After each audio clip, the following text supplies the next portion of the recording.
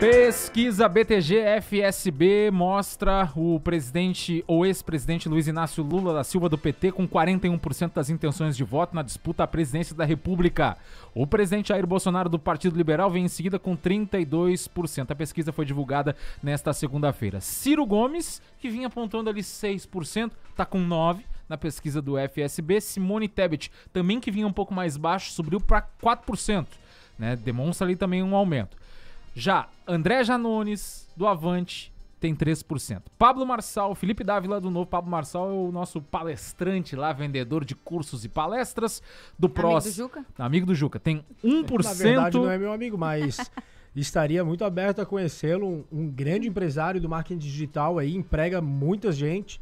Então é um cara aí que tem tudo para fazer sucesso, se não na vida pública, mas continuar prosperando muito na iniciativa privada. Bom, na vida pública tá difícil porque ele tem 1% só das intenções de voto na pesquisa presidencial. Felipe Dávila do Novo, 1%. Vera Lúcia do PSTU, também 1%. Ei, Mael, Luciano Bivar, Sofia Manzano, Leonardo Péricles sequer pontuaram. Né, a pesquisa tem aí ainda um indicativo de que votos brancos e nulos somam 2% entre os entrevistados, 4% disseram que não vão votar em nenhum dos candidatos, 2% disseram que não sabem responder. O Instituto FSB ouviu 2.000 pessoas entre os dias 8 e 10 de julho, o nível de confiabilidade da pesquisa é de 95%, ou seja, em 95% das chances ela tem a possibilidade de retratar a realidade, e a margem de erro é de 2 pontos percentuais para mais ou para menos, com registro no Tribunal Superior Eleitoral sob o protocolo BR 09292/2022. Pedro, qual é o problema do FSB lá? É de quem? Bom, eu já falei aqui alguns programas atrás, né? O FSB é a sigla para Francisco, o S eu não lembro o sobrenome, mas o B é Brandão. Né? O famoso Chiquinho Brandão que ajudou o Palocci lá não cair na Casa Civil há um tempo atrás, né? No governo do PT. Então eu não acredito. Chiquinho Ladrão? Chiquinho Brandão, ó. Tá. Não coloque palavras na minha boca, hein? Mas então, todo mundo já sabe, eu acho que esse é ponto pacificado, que eu não acredito nessas pesquisas. E muito menos nas que são conduzidas a nível nacional, né? A nível nacional. A nível nacional, a nível estadual ainda não foi o meu foco, né? Não fui atrás, mas a nível pesquisa é pesquisa. não. Você pode tentar influenciar uma pesquisa na intenção de voto a presidente, mas para deputado, por exemplo, não tem nada a ver. Então, mas voltando ao assunto,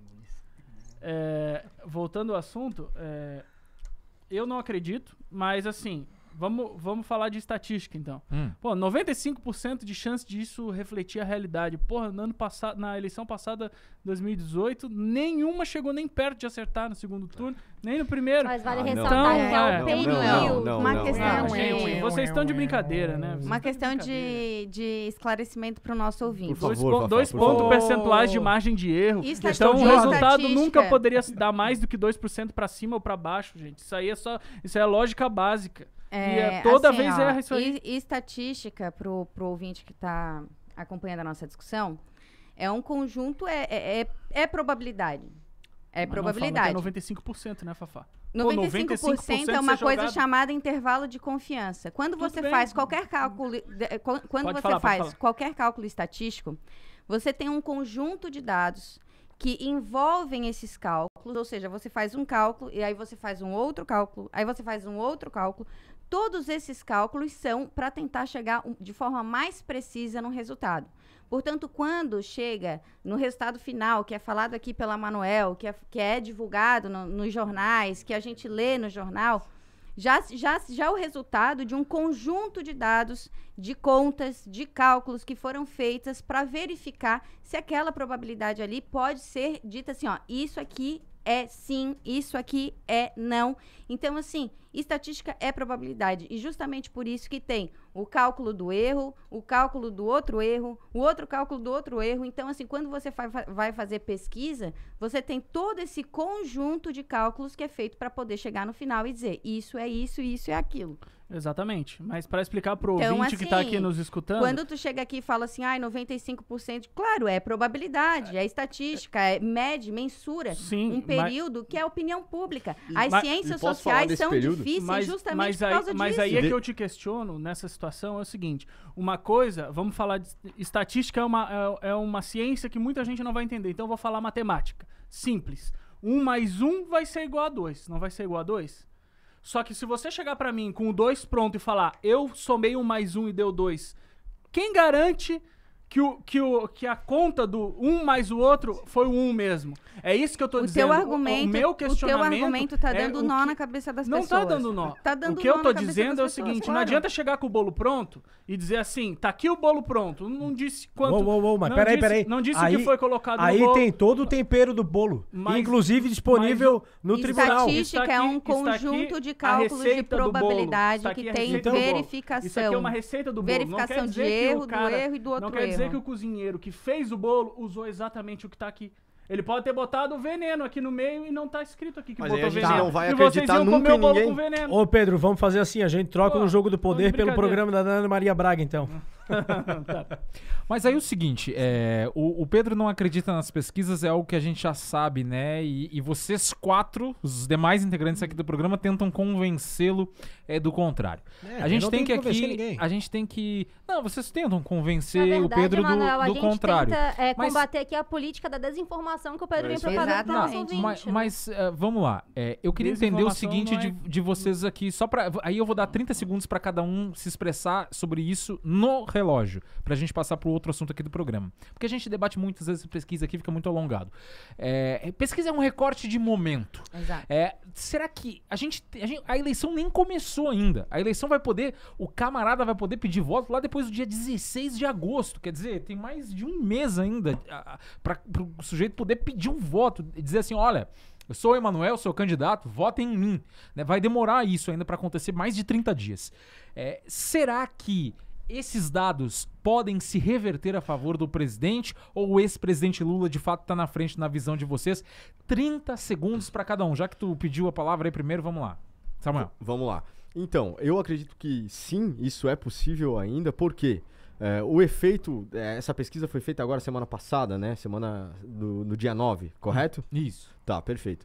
O efeito do valor da gasolina que está baixando só agora. Então, essa pesquisa não está refletindo essa ação que foi tomada pelo governo federal e os governadores aceitaram baixar e retirar esse tributo. Não foram obrigados, né? No caso, aceitaram, né?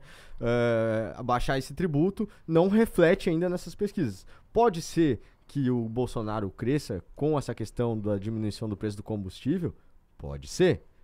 Pode ser que o Lula ganhe mais vantagem ainda com uma narrativa contada? Pode ser. Eu acredito que sim. Mas a gente não viu ainda essa questão dos combustíveis refletida nas pesquisas perante o Bolsonaro. Muito bem. Estourou um pouquinho, mas vamos lá. 30 segundos. Juca. Acompanhando a fala do Samuel, eu acho que é muito por esse caminho, né? As pesquisas elas estão demonstrando que ainda não houve um efeito de fato sobre a diminuição do ICMS. Provavelmente deve acontecer um pouco para frente quando as pessoas começarem a tangibilizar de fato que a gasolina baixou, mas também a gente tem um outro lado que pode acabar prejudicando isso, né? Aquele pacotaço que estão tentando passar para realmente estraçalhar com as contas públicas, né? Pode ser que haja um rebuliço. Feito, tempo encerrado. Mônica. Muda sim, tem como mudar, porque como a gente estava falando, a estatística é uma ciência exata, de momento tem várias características, divergências, momentos que acontecem. E aí, como a gente está falando de polarização, são dois candidatos, e pensando na estatística, é 50% para um subir e para o outro abaixar e vice-versa. Então, assim, tem muito espaço aí para crescimento de ambos os lados até o dia 2 de outubro. Para os nossos polarizadores aqui também, 30 segundos para cada um. Podemos começar aqui com a Fafá. Reafirmo que sim, já falei em outros programas, será uma eleição difícil, polarizada e que o Bolsonaro com a faca e com o queijo na mão vai chegar muito próximo do Lula e vai ser voto a voto. Pedro. Olha, bom, como eu posso fazer uma análise de cenário, mas eu não vou fazer uma análise baseada em pesquisa do qual eu não acredito. Mas é importante pontuar uma coisa que o Samuel falou sobre o preço dos combustíveis e não foi nenhum favor que os governadores fizeram, né? Foi uma lei que teve que ser aprovada no Senado, no Congresso, né, no caso, e sancionada pelo presidente para isso passar a valer. Eu acredito que isso aumente a popularidade do presidente, né, e é muito triste ter que...